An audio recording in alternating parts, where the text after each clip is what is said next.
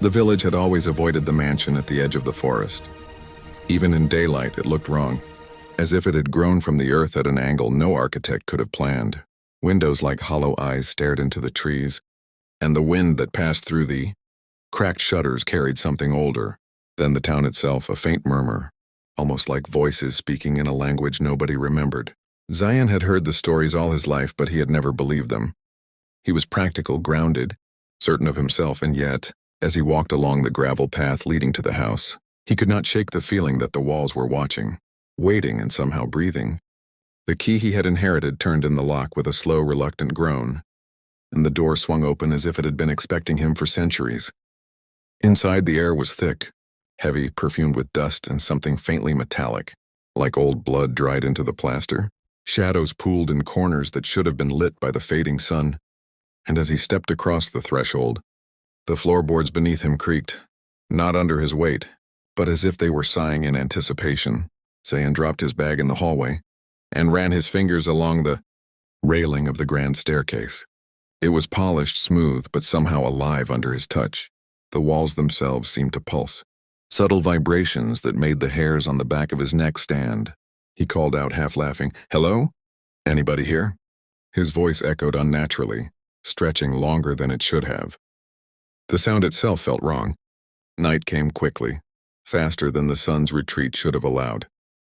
By the time the last light vanished, Zion had settled into the main bedroom at the top of the stairs, an enormous room with peeling wallpaper and a fireplace blackened, with soot long forgotten. The air turned cold as shadows began to gather, thickening in corners, stretching unnaturally. That was when he first heard it. A soft whisper, faint at first, like the rustling of dead leaves against a cracked window. "Zion." He froze, heart hammering. The whisper was close, intimate, almost gentle, and yet it carried a weight, an inevitability that made his skin crawl. "I've been waiting."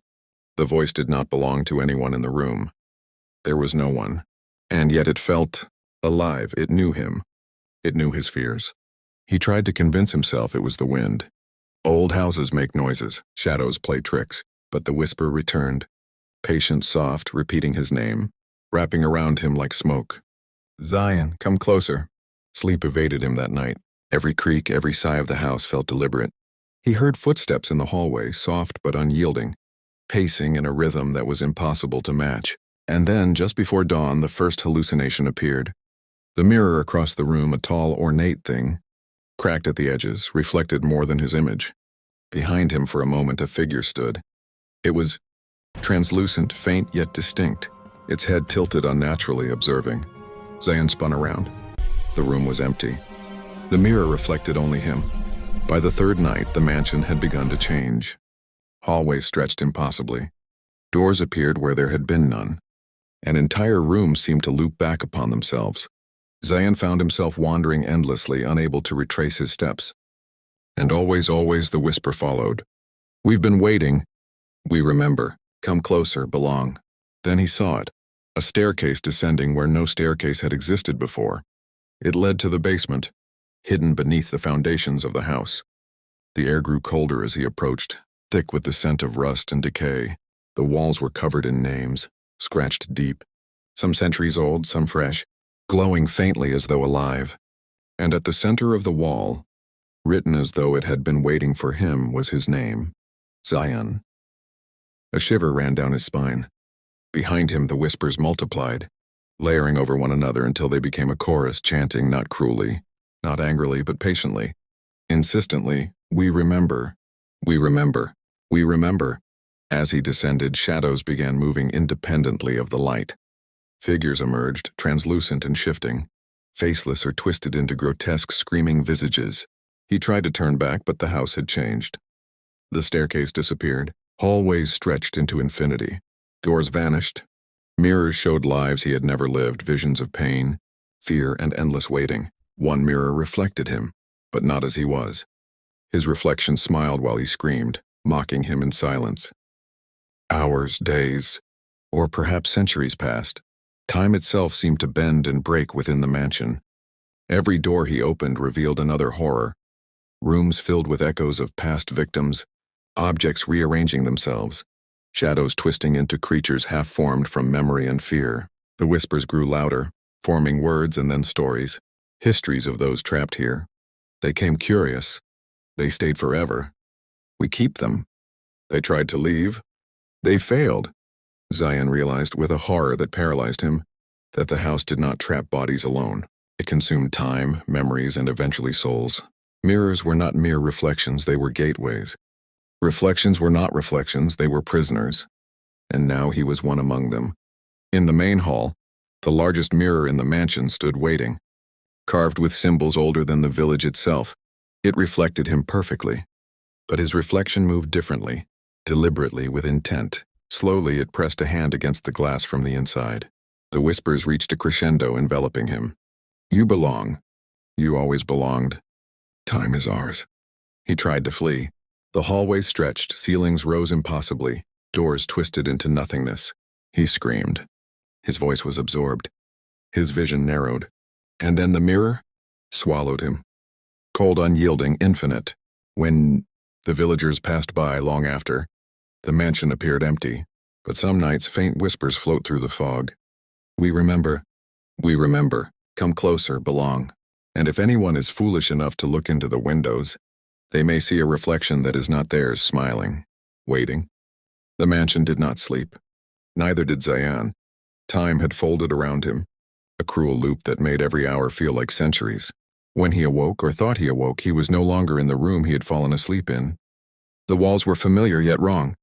The furniture shifted subtly. The chair he had set by the fireplace now faced him directly, though he remembered placing it against the wall. The mirrors multiplied. Every surface reflected not just himself, but countless versions of him, some terrified, some laughing silently, some staring blankly, eyes hollow, and always just behind him. In the reflections, a shadow lingered, tilting its head unnaturally, waiting.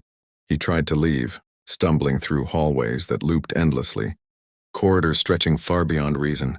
Each door he opened revealed rooms he did not recognize, rooms filled with items that seemed personal.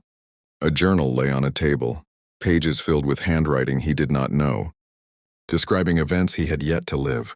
A child's toy carved with his initials sat in the corner, dusty and ancient, and when he touched any object, a whisper rose, layered and urgent. Remember, remember. You belong. The house was speaking to him now, not softly, but in subtle ways. Doors would creak open to the sound of footsteps that were not his own. A book would fall, its pages fluttering as though in a breeze that didn't exist, revealing illustrations of rooms he had never entered, and sometimes he glimpsed figures moving just out of the corner of his eyes. Tall, thin, faceless, always silent, always patient. Days and nights merged.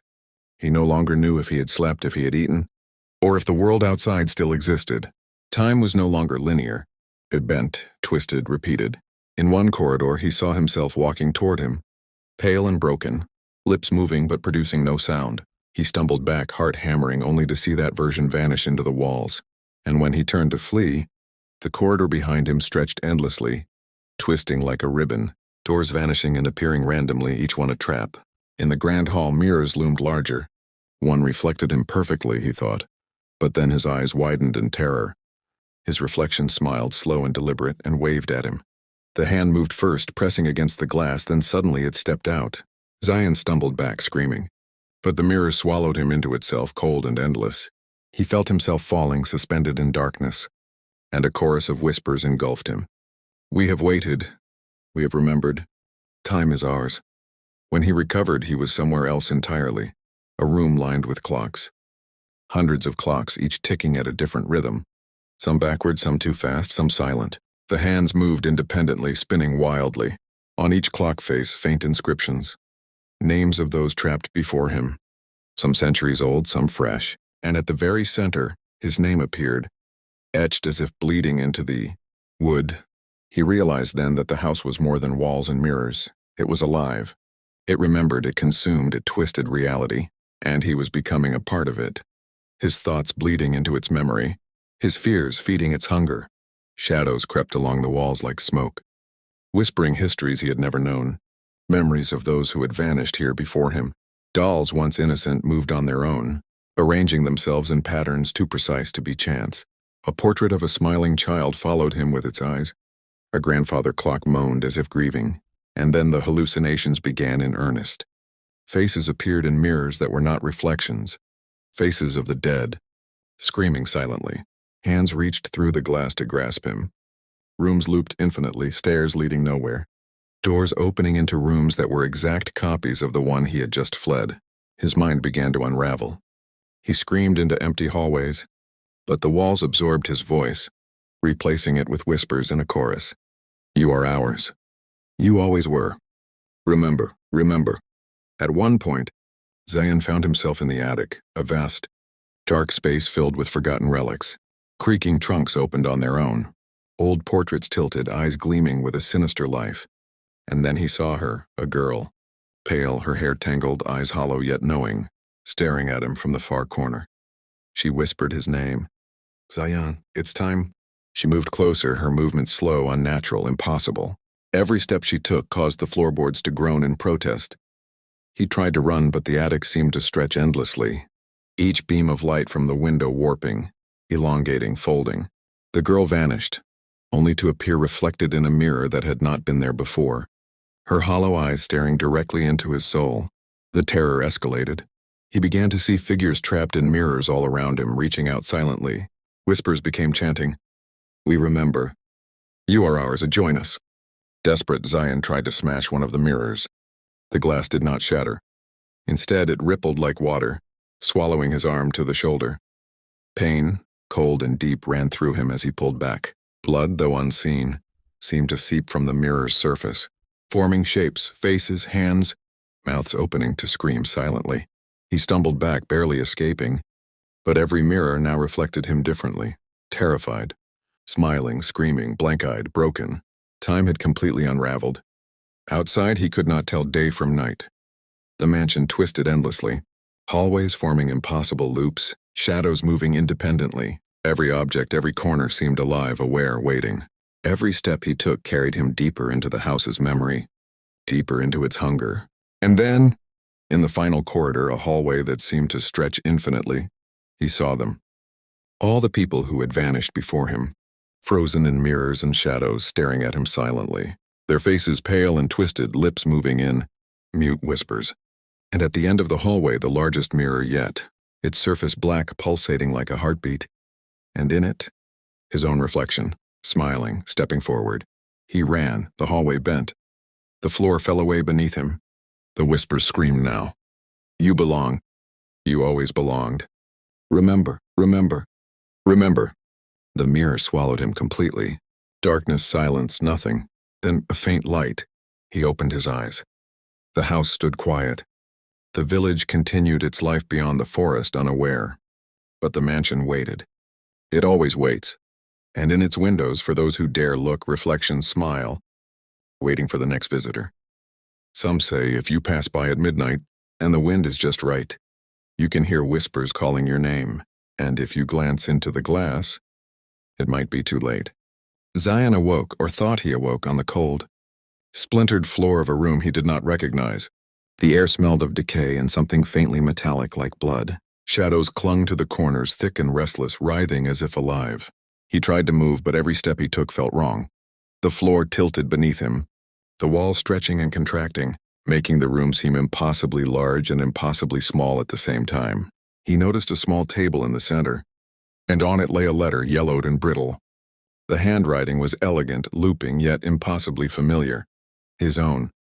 Trembling, he picked it up and read the words aloud, each syllable echoing unnaturally in the room. I have been waiting for you.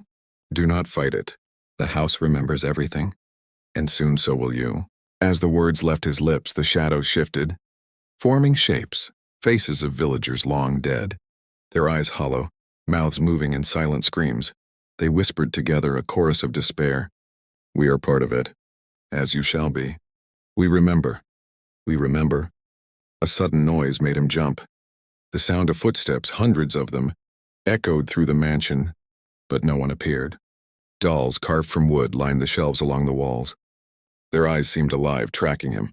One doll fell over, then another, until dozens lay scattered across the floor, all pointing toward a dark corner of the room. Zayan approached, heart pounding, and discovered another mirror. This mirror was different. Its surface was black like a void.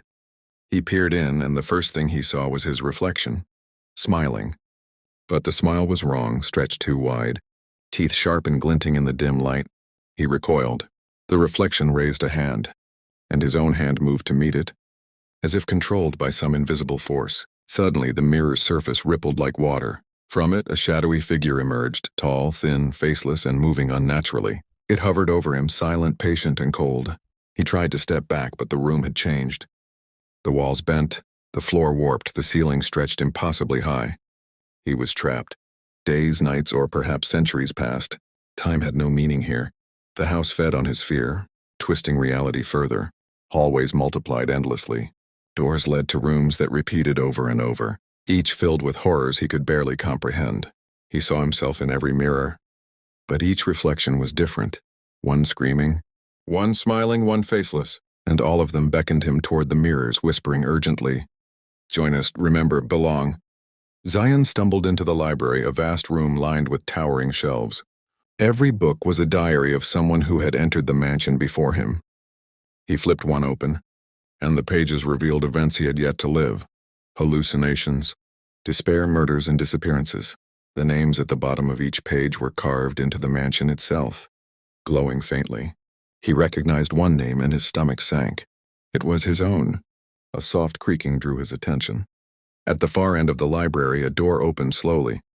From it emerged a girl, pale and disheveled, eyes dark and hollow, moving in jerky, unnatural motions.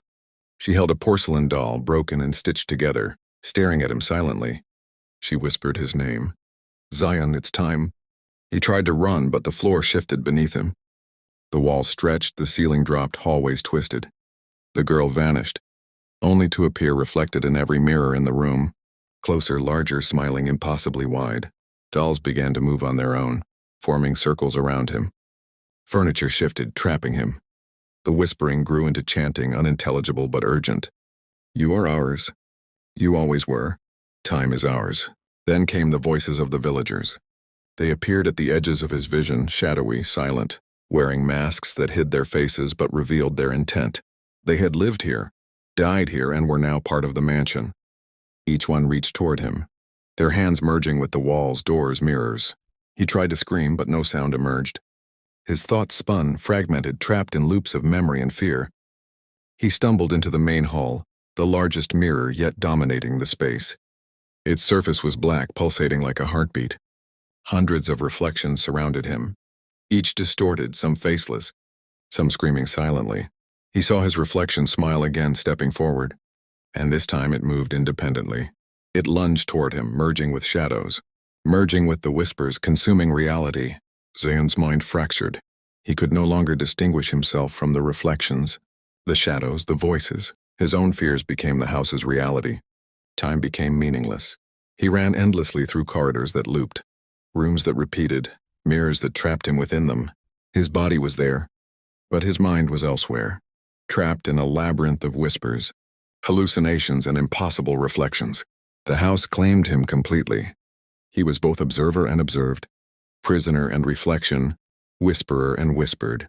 The mansion, patient as eternity, recorded every fear, every scream, every thought, and folded it into its memory.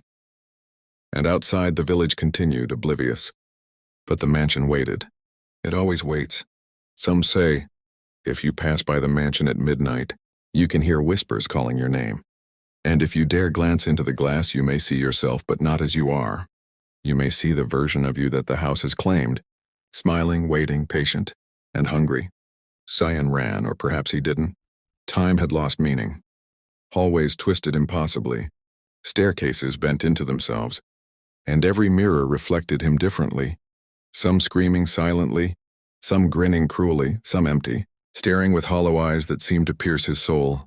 His own reflection, the one that had stepped from the largest mirror, moved independently now, shadow merging with shadow, always just a step behind, smiling with teeth too sharp, eyes too wide.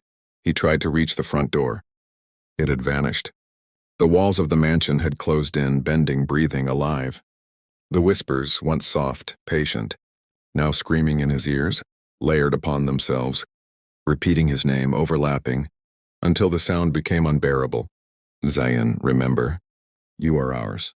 Belong, belong, belong.